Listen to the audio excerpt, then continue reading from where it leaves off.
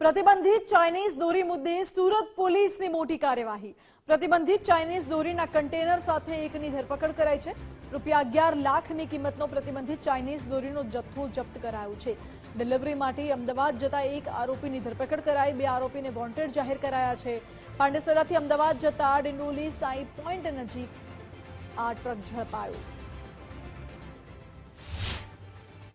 उत्तरायण पर्व पहला सूरत LCB zone 2 ની ટીમ દ્વારા પ્રતિબંધિત ચાઇનીઝ દોરી મુદ્દે સૌથી મોટી કાર્યવાહી કરવામાં આવી છે અને 11 લાખની કિંમતનો પ્રતિબંધિત ચાઇનીઝ દોરીનો જથ્થો આ પ્રમાણે ઝડપી પાડવામાં આવ્યો છે। જોઈ શકાય છે કે સુરત એલસીબી ઝોન 2 દ્વારા જે પ્રમાણેનો જથ્થો ઝડપી પડાયો છે તેમાં ખાસ કરીને બે શખ્સોને વોન્ટેજ જાહેર કરવામાં આવ્યા છે, જ્યારે કન્ટેનર ચાલક જે અનિલ મીણા છે તેની ધરપકડ કરવામાં આવી છે। અનિલ મીણા છે તે પાંડેસરા ખાતેથી કન્ટેનરમાં આ તમામ જે લાખોની કિંમતનો પ્રતિબંધિત ચાઇનીઝ દોરીનો જથ્થો લઈ અને અમદાવાદ ખાતે ડિલિવરી કરવા માટે નીકળ્યો હતો અને તે દરમિયાન સાઈ પોઈન્ટ નજીકથી આ લાખોની કિંમતનો પ્રતિબંધિત ચાઇનીઝ દોરીનો છે તે જથ્થો જે ઝડપી પાડવામાં આવ્યો હતો। ખાસ કરીને અલગ અલગ આ પ્રમાણેના પાર્સલોની અંદર જે પેકિંગ છે તે કરવામાં આવ્યું હતું અને આ પેકિંગ છે તે અમદાવાદ ખાતે ડિલિવર્ડ કરવાનો હતો, પરંતુ ડિલિવર થાય તે પહેલા જ છે તે એલસીબી ઝોન 2 દ્વારા આ જે આરોપીઓના નાકામ મનસૂબા અને જે છે તે પાર પડે તે પહેલા જ પોલીસે તમામ જથ્થો છે તે ઝડપી પાડ્યો છે। બે લોકોને વોન્ટેજ જાહેર કરવામાં આવ્યા છે।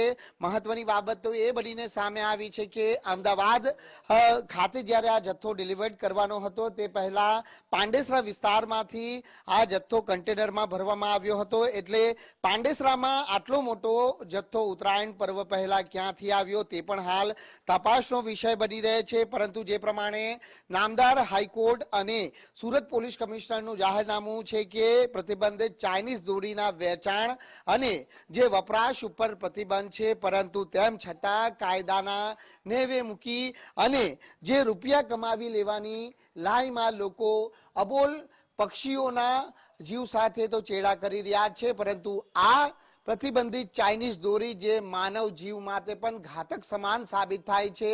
હાલ જ ભૂતકાળની અંદર જે પ્રમાણેની ઘટનાઓ સામે આવી હતી, જે ઘટનાની અંદર એક વ્યક્તિનું મોત પણ નીપજ્યું હતું, જેમાં પણ પ્રતિબંધિત ચાઇનીઝ દોરીના કારણે જે વ્યક્તિએ જીવ ગુમાવ્યો હતો। જોઈ શકાય છે કે આ ચાઇનીઝ દોરી છે કે જે ચાઇનીઝ દોરીને હાથથી તોડવી પણ ઘણી મુશ્કેલ બને છે અને આવા સંજોગોની અંદર જ્યારે આટલી મોટી માત્રામાં પ્રતિબંધિત ચાઇનીઝ દોરીનો જ્યારે સુરત પોલીસે જથ્થો ઝડપી પાડ્યો છે, ત્યારે આ જથ્થો મંગાવનાર અને ડિલિવર કરનાર બે શખ્સોને વોન્ટેજ જાહેર કરવામાં આવ્યા છે। ત્યારે આ બંને શખ્સોની પૂછપરછની અંદર હજી મોટા ખુલાસા સામે આવી શકે તેમ છે।